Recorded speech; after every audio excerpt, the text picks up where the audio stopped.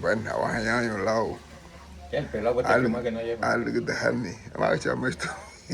Ya bado chuma ka bado gaifun. Mi wo sepe menge yep, idudu yep. Ya bishuni. Wahanya lumo maistu. Liha mahinani ito na dabuga director lambuga yalti da info. Hati hada lumo que Big no info maistu. Yo me jubilé en el 2006. Okay. En el 2006 me jubilé para dedicarme a mi familia, a mis hijos, a la reina de mi hogar. Doña Chinda. Mi media naranja, mi naranja entera, Doña Chinda. Entonces, en el Info trabajé 16 años. Okay. Pero también quiero decirle a los que van a ver esta entrevista de que yo me gané una beca. Estando trabajando en la Escuela Urbana Mixta Francisco Morazán de Limón, después del FIFI, que caímos a una escasez tremenda, apareció el primer experto japonés en limón. Se llamaba Saito Takashi, experto en pesca. Okay. Entonces nos vimos, le caí bien, entonces se me acercó y empezamos a platicar. Fue cuando me dijo de que él venía a Honduras a ver cómo Honduras había quedado después de los estragos del huracán Fifi. Se establecía en Limón. Entonces él aprovechó de mí, le enseñé español y a cambio le aprendí algunas palabras en japonés. Okay. Desde ahí lo impacté. Cuando se va para el Japón, llevando los informes de su primer viaje, ha de haber hablado de mí. Y cuando regresa, ya con redes de trasmayo para pesca, okay, ¿verdad? Nosotros fuimos los que recibimos a nivel de Honduras el primer apero de pesca llamado trasmayo. Okay. Lo trajeron los japoneses. Entonces mi hermano Chano era pescador. El profesor Silverio Hernández Tingla, sí, era pescador. Entonces ya con ese apero de pesca reunimos a los pescadores, y Saito Takashi, el japonés, nos organizó en una cooperativa de pescadores. Entonces empezamos a pescar que por cierto, cuando hicimos la prueba de ese apero de pesca, se asustó la gente de Limón, porque enfrente del pueblo la colocamos por primera vez. Así como esa red iba cayendo al agua, así se iba hundiendo, llenándose de productos. Llenamos la primera embarcación de productos y caímos a tierra, los aventamos, y cuando volteamos a ver, ya la red estaba otra vez llena de productos. Entonces hubo un señor llamado Gaudí, okay, que pegó el grito en garífuna: ¡Oh! ¡Jagún muchañatia! Y nati huele ñongua, tío, ñongua, porque jagún muchaña, dijo Gaudí. Yo había escuchado esa historia sobre que estuvo preparando un bote, me parece, para trabajar en familia. Hábleme de eso. ¿Qué fue lo que pasó? Mire, una vez nosotros organizados en cooperativa, entonces los pescadores de Limón éramos una filial de esa cooperativa. La regional quedó acá en Trujillo, okay, la regional. O sea que la regional era la cabeza. Entonces había filiales en Limón, filiales en Santa Rosa de Aguán, en Barranco Blanco, en Puerto Castilla, Santa Fe, San Antonio, Guadalupe, hasta Betulia. Ya una vez la cooperativa legalizada, ya con asistencia japonesa, con cuerpo de paz, hasta la misión inglesa vino a buscarnos, empezó a agarrar fuerza la cooperativa de pescadores. ¿Y qué hacía con los pescados? ¿Cómo revendía esos pescados? Mire, porque no había refrigeración en aquel entonces. En cooperativismo, los socios de la cooperativa son los dueños de la empresa. Okay. La trabajan y la administran. Sí. Entonces los pescadores salían a pescar, sí, traían el producto y comercializaban el producto. O sea, como no había mercado, al inicio no había mercado, entonces el producto se le vendía a la gente del pueblo. Sí. Sí, a la gente Cristales, del centro, de Río Negro, ¿verdad? Se les vendía el producto. Pero después se fue modernizando la cooperativa. Ok. Pero luego acá con loco limo da ba hadu go balu mana wal bu to lu ye ala hadu ni wada ko ndre kabo mege be. Entonces, una vez modernizada la cooperativa, una vez modernizada la cooperativa, bueno, yo ya había ido al Japón, ya regresé del Japón con conocimientos y conmigo vinieron japoneses, ¿verdad? Ya de la misión japonesa. Colocamos a 2 japoneses acá en Trujillo, uno en la municipalidad, que era arquitecto, y el otro en la cooperativa era administrador de negocios. Entonces se organizó la regional, se construyó el primer edificio para la regional, ¿verdad? Pero después con las ayudas que se recibió de los gringos, Cuerpo de Paz, de los japoneses, entonces se fue extensificando, ¿verdad? Entonces ya después los ingleses implementaron el proyecto con 12 embarcaciones para pesca artesanal. Tres embarcaciones se quedaron acá en Trujillo. Yo recuerdo que era la Pinta, la Santa María y la Niña, acá en Trujillo. En La Ceiba quedaron 3 embarcaciones, en Omoa 3 embarcaciones y otras 3 allá en el sur. Entonces así se fue extendiendo el proyecto, ¿verdad? Entonces nosotros dábamos asistencia técnica, ¿verdad?, educativa, financiera, etcétera, etcétera, para el manejo de la empresa cooperativa. Ahora, claro, me vas a preguntar sobre el mercado, el producto que ya con las 3 embarcaciones, entonces las embarcaciones eran con capacidad para 1 tonelada de producto. Entonces, como eran 3 embarcaciones, una la mandábamos a Gracias a Dios, allá montamos pesca y compra de productos. Cuando esa embarcación venía full de productos, aquí se recibía y ya teníamos cuartos fríos, ya teníamos una máquina procesadora de hielo, ya tenemos una oficina, ¿verdad?, para el manejo. Entonces ya fuimos consiguiendo mercado, mercado en La Ceiba, Progreso, hasta San Pedro. Entonces de aquí iba el producto a venderse allá. Es que fuiste uno de los primeros pioneros en crear ese esquema de cooperativismo. Sí, es que yo fui el cerebro de todo ese proyecto de que te estoy hablando. Empezamos. ¿Y por qué no funciona el Limón? Volvemos a Limón. Volvemos a Limón. Mire, es que yo al inicio dije que quedó una filial en Limón, manejada por mi hermano Chano, Silverio Tinglas, y otros pescadores de Limón. Beto Gafito. O sea que el proyecto tuvo puertas abiertas para todos los pescadores, habidos y por haber. Entonces, en el caso de la filial de Limón, ¿verdad?, ellos salían a pescar, administraban su producto, ¿verdad?, vendían, le vendían, ¿verdad?, le vendían a la gente del pueblo, y también le vendían a la gente que venía de otros lugares a comprar el producto de Limón. Ese es filial, atendiendo a su comunidad. Lo mismo se hizo en Santa Rosa de Aguán, pero ya la de Trujillo, que era regional, más amplia, entonces sí consiguió mercado para sacar el producto a vender a otros lados. Iban hasta Mapala, hasta San Lorenzo. Catipo y un Hafui de Limón que es gracias a ese japonés. Y después viene para acá, para Trujillo, o cómo se...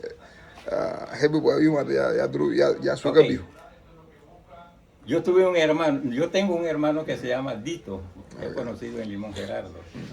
Vive en los Estados Unidos con Betty. Entonces, Dito, en ese entonces, que estoy hablando, estudiaba en Tegucigalpa. Allá vivían juntos con un limoneño llamado Bimbín. Yo creo que lo conociste, a Bimbín. Descanse en paz. Entonces, en unas vacaciones, noviembre, diciembre, me voy para Tegucigalpa a visitar a mi hermano. En una salida a buscar comida, apareció el periódico. Ok. Entonces, en el periódico leímos los tres que había una oportunidad de beca para ir a Japón. Ok. Y ese era uno de mis sueños. Por eso siempre en todo le doy gracias a Dios. Porque cuando uno tiene una inquietud, una necesidad, y se lo pide a Dios, Dios lo concede. Sí. Entonces les dije a mis dos acompañantes que había una oportunidad y les dije que yo iba a asistir a esa rifa por esa beca. Entonces yo fui. Cuando yo llego a la misión japonesa, donde estaban los japoneses, hay como 40 personas detrás de una beca. Y de los 40 yo me gané la beca y con la beca me fui para Japón. ¿Y cuánto tiempo estuvo en Japón? Estuve un año en Japón. Ok. Sí. Allá saqué administración de empresas, pero más que todo empresas Cooperativa y pesca. pesca, cooperativa y pesca. ¿verdad? Aprendí administración de empresas, nos enseñaron cooperativismo, ¿verdad? Y saqué tecnología de pesca, tecnología de pesca. Entonces ya con esos conocimientos vinimos a fomentar, fortalecer la regional de Trujillo. Entonces que como vine ya cuando regresé de Japón, los mismos japoneses me dijeron de que yo tenía que poner en práctica lo aprendido Sí. en el Japón. Entonces ellos mismos se movilizaron, ¿verdad? Y como aquí ya estaba la regional, ¿verdad? Y había una regional en Trujillo, una regional en Ceiba, una regional en Cortés y la del sur. Entonces, con la parte técnica que yo traje de Japón, yo atendí a todas las Toda la yo regional, visitaba a todas las regionales, ¿verdad? Acompañado de japoneses, pero expertos en otros conocimientos, ¿verdad? Como mecánicos para la reparación de los motores submarinos dentro y fuera de borda, expertos en cooperativismo, Yeah. ¿verdad? Tuvimos un economista gringo, ¿verdad? Que formó parte del equipo de trabajo para atender las regionales a nivel nacional. Así me fui quedando en Trujillo.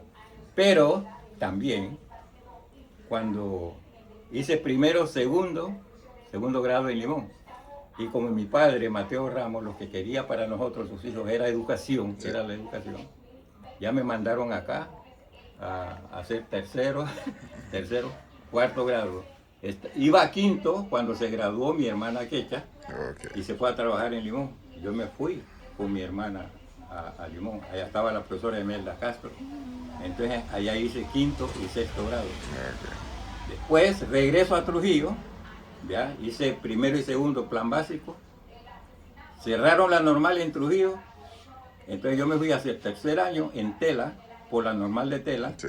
Y entonces después hice el primero, segundo y tercer año en Tela y allá me gradué de maestro. Ok. Entonces cuando había acá con Honduras. Sí. Abalaga gunya Honduras, pero daba Alejandro que ni japonés.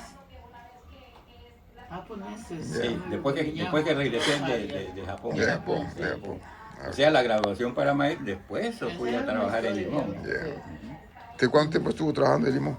Oh, estuve más de 12 años Oh, sí. en la escuela Urbana Francisco Morazán de Limón. Oh. Y te voy a decir una cosa, Ajá.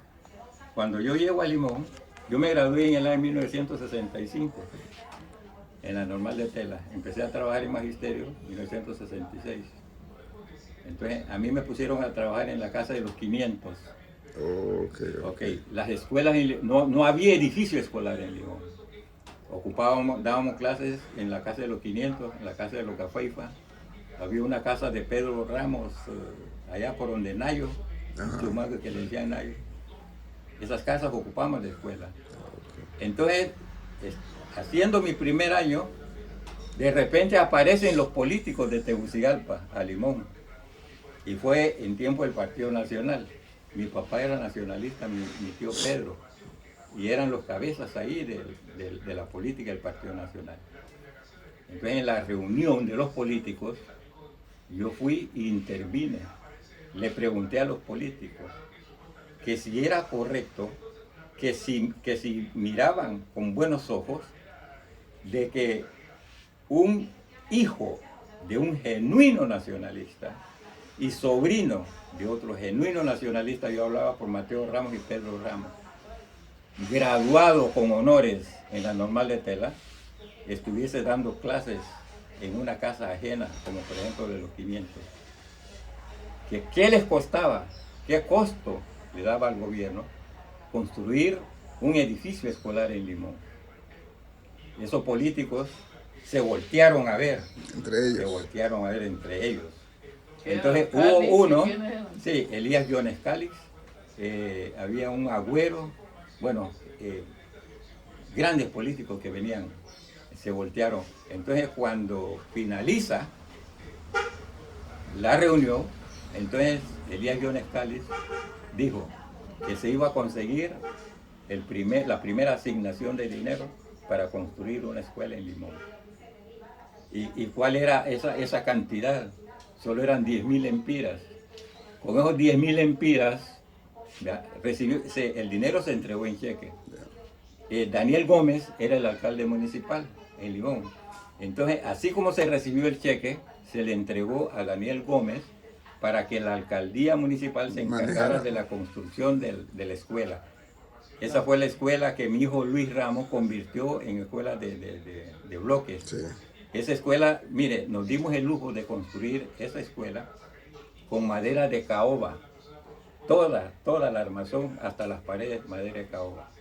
Y mi hijo Luis cambió la caoba, ahora es de bloques. Es ahí donde estaba el kinder. Sí. Y lo otro, hicimos gestiones para construir el edificio propio de la Escuela Urbana Mixta Francisco Morazán. Mire, en aquel entonces, para reunir cascajo en Limón, se iba en cayuco, cada quien en su cayuco y traía el poco de cascajo. Y ese cascajo se ponía en panita, sí, y la gente en cabeza, como por ejemplo lo que hizo el profesor Víctor Molina cuando construyó su primera casa de bloques en Limón. La única casa de bloques. Entonces, la primera casa en Limón fue la de... La primera casa de bloques en Limón fue la del profesor Víctor Molina Lacalle. Okay, muy buen dato. Después, la segunda construcción en bloques fue la Escuela Urbana Mixta Francisco Morazán. Pero ya no la hicimos, los bloques no los hicimos de cascajo porque era demasiado. ¿Ya? Costo.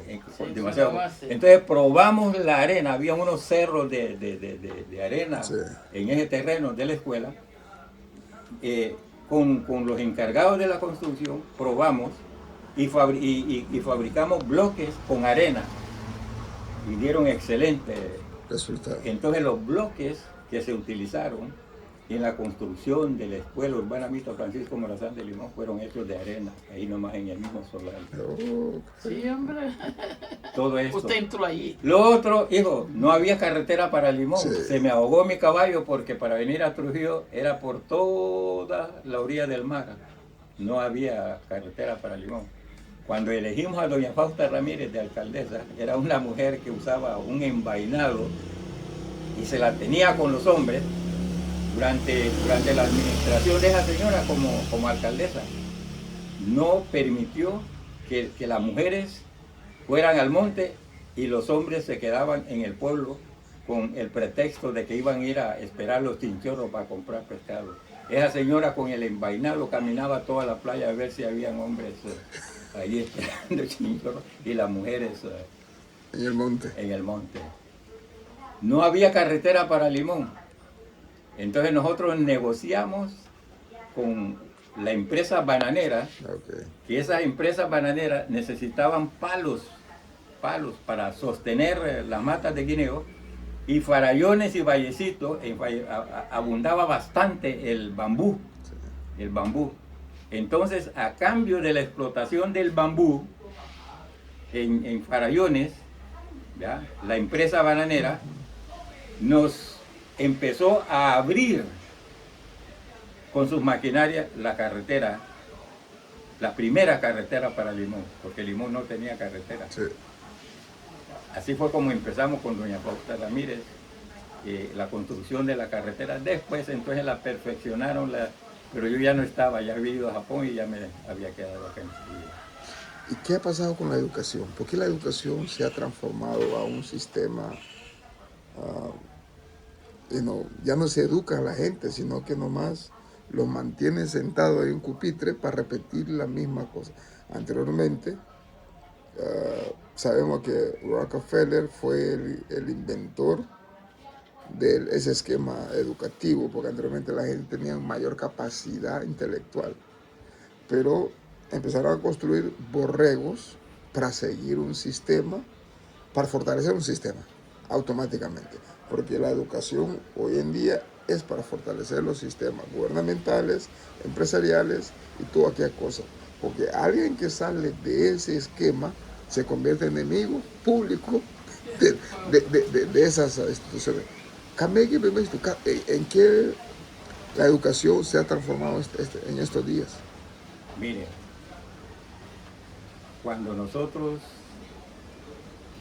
empezamos, para el caso mío, cuando yo empecé a trabajar como educador en magisterio, en primer lugar le daban una formación especial a los que iban a desempeñarse como educadores. Volviendo al caso del Japón, fíjese que en Japón no es cualquiera el que va a ir a educar, no es cualquier profesor. Puede haber una lista de maestros graduados, Sí. Pero entre esa lista hay personas que reúnen las condiciones. Cuando nosotros decimos las condiciones pedagógicas, psicológicas, sociológicas, etcétera, etcétera, para ir a educar. Sí. La maestra que me enseñó japonés en el Japón, porque los becarios eran sometidos, al llegar a Japón, eran sometidos a 3 meses de prueba. Y esa prueba era, si aprendían el japonés, pasaban. En la próxima faceta. Sí, pero los que no aprendían el japonés, los regresaban. Hubo un muchacho filipino que en los 3 meses no aprendió japonés, lo regresaron para Filipinas. Entonces, si nosotros en Honduras hubiéramos seguido esa tónica, ese régimen, de no poner a educar a cualquier persona con vocación o sin vocación, la educación fuera diferente. Porque si tú vas a Limón y yo te doy lista de los muchachos que fueron mis alumnos y le preguntas sobre el profesor Mateo Ramos, el concepto que van a dar de mí va a ser diferente al concepto que van a dar sobre cualquier de esos maestros que allí están educando. ¿Me entiendes? O sea, quiero resumirlo todo. Hubo alguien, un pedagogo, que dijo, solo debe ser maestro el que al nacer trae en su sangre y en su vida el don de ser maestro. Es decir, que no es cualquier persona. Y ahora recogen a cualquiera, ¿ya? Máxime con esa cuestión de la política. Sí. Hasta activistas que no saben nada, no aprendieron nada, los recogen para complacer un deseo, un apetito político, lo mandan a las escuelas. ¿A qué? A arruinar la cuestión de la educación.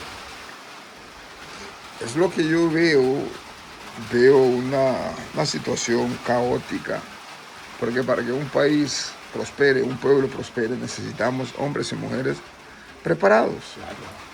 Pero Y con ese don. Exactamente. Y con ese don.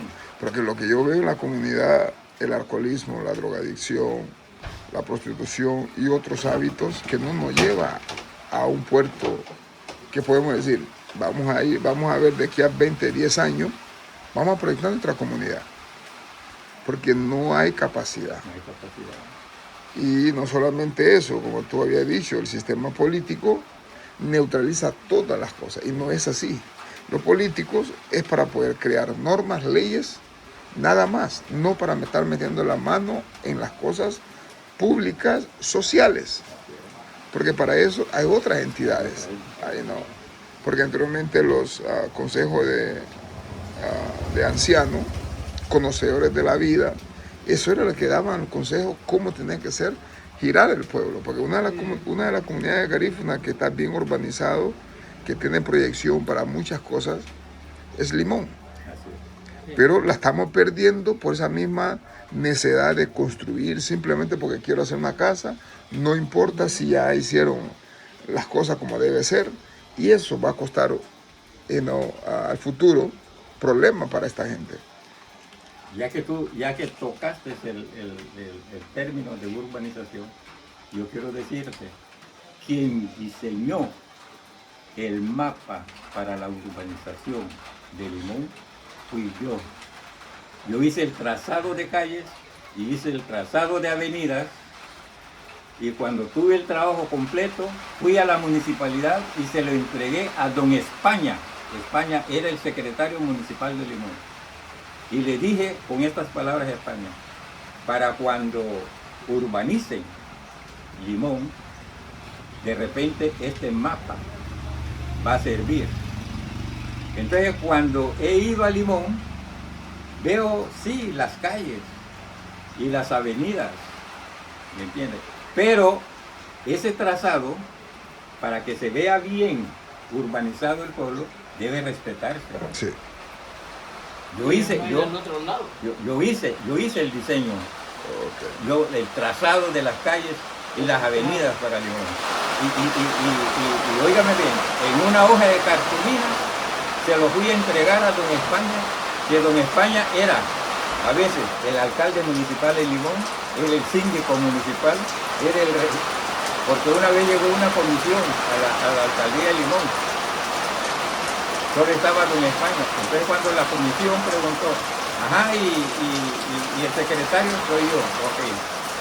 Empezaron a pedirle información relacionada con la secretaría. El tesorero, bueno, el tesorero no está porque yo no manejo dinero. Pero le preguntaron, el alcalde, bueno, el alcalde soy yo. Entonces le hicieron preguntas. Él cubrió el puesto de todas las necesidades. Entonces cuando terminó la entrevista, lo aporrearon, le dijeron, tuvo razón, dice, de ser todo, porque la información que nosotros queremos de ese cabildo municipal lo llevamos. Y quien lo ha proporcionado es usted, la única persona que encontraron en ese cabildo municipal.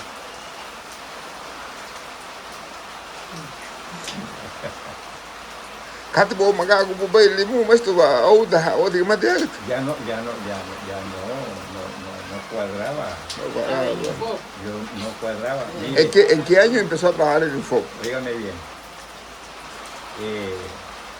Yo modernicé, por eso se llama Moderpesca, porque hubo una modernización en ese proyecto pesquero. Ahora, cuando el proyecto ha alcanzado fuerza, nosotros notamos. Yo te dije que en cooperativismo los socios trabajan y administran la empresa. Los socios hacían bien su trabajo de ir a pescar, remendar sus redes, etcétera, etcétera. Pero ya en cuestión administrativa ya no se necesitaba capacitación. Entonces nosotros vimos la necesidad de darle una formación profesional a los pescadores. Entonces yo mismo, con un diputado, Rito Padilla, trajimos el Infop acá. Trajimos el Infop. Nosotros entonces trajimos Moderpesca, trajimos Infop. Oiga bien, entonces cuando traemos el Infop, en Moderpesca yo era el asesor de Moderpesca. Yo tenía que ver con todas las cooperativas de aquí del país, cooperativas de palma africana, cooperativas de buses, de transporte, en fin, toda la que era cooperativa, yo llegaba a dar asistencia técnica. Entonces después trajimos el Info. Oiga bien, entonces cuando se busca la persona para ser director del Info, el único que reunía era yo. Ya me quedé ¿Me entiendes? Pues yo ¿En no qué, quería- en qué año fue eso? No, no vamos a precisar años ahorita. Ahorita que sí. Fue del 80 y... No, es que para precisar años Sí, hay que dar sí. Y esa misma vaina de pesca se implementó las 12 millas náuticas Era pesca artesanal. artesanal. Óigame Ok. bien, lo de Moder Pesca, lo de ese proyecto de pesca, cubría pesca artesanal dentro de las 3 millas náuticas. Son 3, pero en Son Limón 3. habían dicho que eran 12 millas. No, son 3 millas náuticas. Ok. Ahí sí. La pesca artesanal, dentro de las 3 millas náuticas. Ya, porque en Limón había escuchado sobre 12 millas náuticas, pero dije yo, es demasiado. Primero. Segundo, sabemos que el problema que tiene la pesca hoy en día es la pesca industrial. Es que mire, ve, la pesca es la deportiva, Ok. es la turística. Sí. ¿verdad? Ok. La pesca Artesanal. Sí. La pesca artesanal dentro de las 3 millas náuticas. Ok. Entonces después está la semi-industrial y la última es la industrial. La industrial es la que practican los japoneses en esas grandes flotas pesqueras que salen por 6 meses, cuando regresan a Japón con el producto ya va enlatado, ya. Esa es pesca científica. Ok. Sí, porque los japoneses creen que son uno de los mejores pescadores del mundo. Son los mejores. Únicos. Cuando yo estuve en Japón, el 25% del haber económico de todo el Japón venía de la pesca. De la pesca. De la pesca. Sí.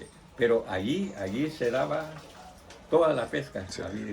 Había pesca deportiva, había pesca artesanal, industrial y aparte de esto, el cultivo Pescado. de casi todas las especies marinas. Yo Porque- estuve en Bungo Atacada. Hace poco estuve hablando con un amigo africano que él vive en Inglaterra. Nos conocimos un viaje que hizo a Chicago, entonces y me dijo que se estaba mudando para Gambia porque ya estaba cansado de la vida anglosajona. El hombre llegó y empezó a sembrar pescado, lo que son las gabudu. Porque gato que ya un gabudu ya. Gabudu. Laigue, la tilapia. Ahora está modernizando, o sea, está domesticando pescado, por ejemplo, que la mugulila wabi, tauba, Ah, güey. ya, pero wabi cree que te wabi, ya, te wabi. Entonces el hombre empezó vendiendo a Gambia, ahora casi todo el continente y parte de Europa está exportando pescado por cantidades, porque el tipo puso sus tanques cerca de la playa, solamente puso unos tubos para jalar agua del mar, entonces él cría los pescados. Sí. Entonces empezó trabajando con 15 personas, ahora tiene una buena cantidad de personas, porque ahora mismo ya va a empezar a exportar hacia China, porque China también está pidiendo los pescados de él. Te digo yo, ¿por qué nosotros no podemos domesticar a Nija, a Carile, todos esos pescados que tenemos acá, gujua, caseca, duba, casi tumba, tilapia, son primas hermanas, pero todavía se podía domesticar esos animales. Ni hage gifiu, ni hage Carile. Todos esos pescados, yo creo que los pescados se pueden domesticar. ¿Tú crees que eso se puede hacer, maestro? Mire, para la pesca con línea, Ya. los japoneses manejan la ciencia pesquera. Mire, yo visité cultivos. Vaya, yo estuve en un cultivo de camarón, Okay. pero allí es una zona Puro camarón. porque después estaban los muelles Ok. cargando el producto que salía de ese cultivo de camarón. Y así todas las especies, pero eso sí, no cualquier especie, ¿verdad? Solamente la que llena requisitos. Sí. En el Japón los cultivan. Sí, por ejemplo, hay un pez que cultivan bastante, ellos le dicen buri, parecido un poco con el gurílobo y el yawaido, pero es diferente. Oh, sí, yo lo he visto. El Uy, buri. uy, matulegu. Ajá, ese pescado es especial para comer en sashimi crudo, con Ok. salsa soya y con onigiri. Es una, para el bonito, por ejemplo, los japoneses también lo comen Sí, crudo. sí, sí, sí. Entonces allí la ciencia pesquera está no al 100% desarrollado. Yo podría decir de que más el 100. Porque el japonés cuando va a la pesca en sus embarcaciones, si van a pescar con línea, ellos ya saben qué producto Van a sacar. van a pescar. Ok. Y para la pesca de ese producto tienen que llevar la carnada, tienen que llevar el arte o método de pesca. Entonces ellos van a lo seguro, que a su regreso de esa pesca traen el producto que van a ir a... Ellos, los japoneses no van a salir a pescar y decir, vamos a traer cualquier especie de pez. No. Si van a pescar macarela, van a pescar macarela. Ya saben que el mejor método para la pesca de macarela son esas redes Tramayo. de trasmayo, y así. Entonces, ahí por ejemplo, en Japón hay pesca de superficie para los peces, porque hay peces que andan por la superficie. Sí. Y hay pesca de profundidad para pescar peces de aguas De profundas. agua profunda. O sea que ya hay una organización. Y aquí, ¿cómo estás viendo la pesca? ¿Qué ha pasado con los pescadores de aquí? Es que aquí seguimos pescando a la antigua, como pescaron mis abuelos, la única diferencia es que el isleño de repente trajo las redes de arrastre.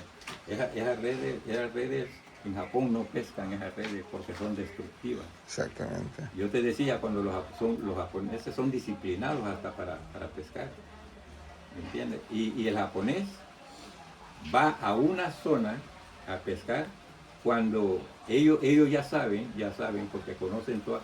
Mire, los japoneses todos los días salen en unas embarcaciones especiales a hacer análisis de agua. Hay barcos de investigación pesquera, en fin, entonces todo disciplinado. Sí, sí, sí. Mas, sin embargo, aquí, mire, cuando esas redes que arrastre que usaban, no sé si las usan todavía, los isleños, eso destruyeron cualquier cantidad de porque esas redes arrastran lo que hayan por delante. No, definitivamente. Por eso mismo, una vez cuando escuché de esa de pesca, que eran 12 millas náuticas, que esto por acá, pero dije yo, pero 12 millas náuticas es hablar de Limón a Francia. Y esa es la zona donde pasan los botes pesqueros. No. Pero ahora que me explicas, tiene más lógica. Son 3 millas. Sí, 3 millas. Artesanal, dentro de las 3 millas. Ya es como ir de la orilla de la playa de Limón a por ahí por Trapiche, por ahí. Sí, Ya, más o menos. ya. Y te voy a decir una cosa, yo llevé japoneses a Limón y nosotros hicimos investigación pesquera en Limón. Mira, en Limón hay unos bancos De pesca. ¿Sabe quién anduvo pescando en esos bancos de pesca? El finado Casildo. Ok. Unos bancos de Kingfish, de farallones, ¿ya? Hacia el norte. Sí, pero solo se corren como unos 3-4 minutos. Entonces allí encuentra unas aguas azulitas, azul. Allí solo tira, pero eso sí, tenés que ir con el método y la carnada para pegar quinquillos. Mira, allí con los japoneses pegamos unos quinquillos. El único que llegaba a pescar ahí era el finado Casildo. Tu abuelo. Ah, Tu llegaba bisabuelo. con unos mátines. Allí, él iba a... No, mi tío Luis aquel día me dijo que él recuerda de unos quinfiches casi más de 8 pies, decía. Luis. Claro, Luis Velázquez. Claro, allí en ese banco de pesca. Sí. Ok. Sí, ahí en ese... Usted llega a Parabiones, entonces tira el bote como unos 3, 4 minutos. La señal que vas a ver ahí que de repente el agua es azulita, azulita. Pesque ahí. Mire, nosotros pescamos con los japoneses unos kingfish. Entonces recordé a tu abuelo. Allá iba ese señor, óigame bien. Quiere decir que hay cosas que no son de ahora. Sí. ¿Ah? De allá traía aquellos semejantes kingfish, máquinas de línea. Sí. Y aparte de eso, hay varios. Es que mire, bancos de pesca, hay bancos de pesca de arena, de zacate y de piedra. Ok. Entonces, ese banco que azulea allí es de arena y zacate. Ahí casi no hay piedra. Ahí vive, viera como un espíritu. Ya porque en el pueblo a veces dicen que me hago holo, ciertas partes que son como bahías, que está usted gusto. Es que mire, holu es profundidad, Sí, aguas profundas. exactamente. ¿Ya? Aguas profundas. Pero holu, había un holu que se canaleteaba de Limón para sobre Farallones y Vallecitos. Exactamente. Allí se encontraban aguas profundas. Pero a lo que me refiero del banco de los Quinfish y bonito Sí, es de Farallones hacia el norte. y allí usted va a ver el agua azulito. Mire, ahí está, hay sobrecarga. Esos bancos están todavía allí, Sí. que nadie les ha explotado. Hay una buena cantidad de bancos ahí enfrente de Limón. Con los japoneses es que los japoneses trajeron 2 barcos de investigación. Ok. Entonces llevamos uno para esa zona a hacer investigación. Ahí hay buenos bancos. Aquí en Cayo Cochino, mira, con los japoneses fue la zona más rica, pero riquísima en especies pesqueras que descubrimos. Sí, y hay estudios realizados sobre toda esta cuestión. Sí, antes ni siquiera un censo pesquero había acá. Con los japoneses nosotros hicimos el censo pesquero. Ok. Conseguimos financiamiento con los japoneses. ¿Por qué era necesario el censo pesquero? Porque aquí tenían una oficina que le decían con sus planes de planificación. Sin la información que nosotros sacamos a través de nuestra investigación, con sus planes no podía presupuestar para el sector pesquero. Sí. Ya cuando nosotros hicimos el trabajo del censo pesquero, ya se sabía a nivel nacional cuántos pescadores con trasmayo, con redes, etcétera, habían en el país.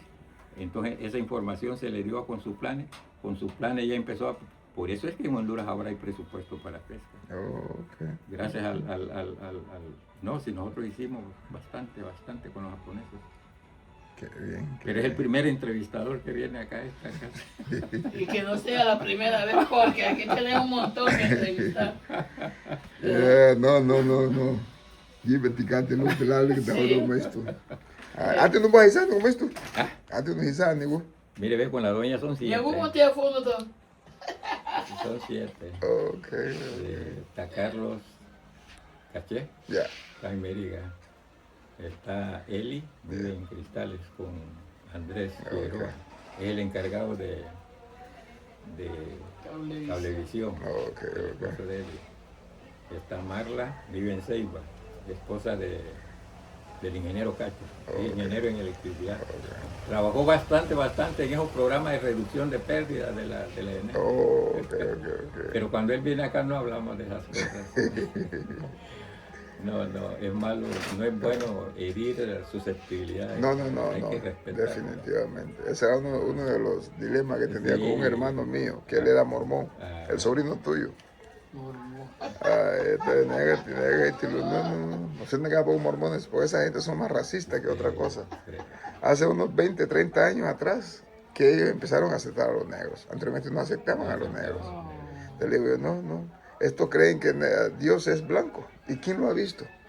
Entonces con eso empezábamos a alegar. Entonces mejor decir, no hablemos de política, Sí. no hablemos de religión, Claro. nada de fútbol, sino que solamente cosas de familia y así. Bueno, así queda Es bien. cierto. Yeah. Entonces llegamos a... Está Jennifer en Limón. A Jennifer la conoces. Sí. Está Luis. A Luis lo conoces Sí, también. sí. Bueno, A Troy. Troy también. ¿A Troy conoces? Sí. Él lo está en conoce, el sí, puerto. sí. Ajá, y Ando anda trabajando en un programa de vacunación. Ok. Ujú. Lo último que supe que estaba en España, se vino de España, ¿verdad? Sí, El sí. año pasado. No, si es que él se fue, sí, porque Sí, la sí, primera sí, que sí, se fue sí. para España fue Marla. Ok. Marla estuvo bastante tiempo. Entonces ella se llevó a Ando. Ok. Pero después ella se vino y se quedó en Seibo y Ando se quedó en España. Bueno, hablé de Guadalajara y Ah, no se ¿sí? voy a no Sí. esto. ¿Cómo no? Ay, Así está.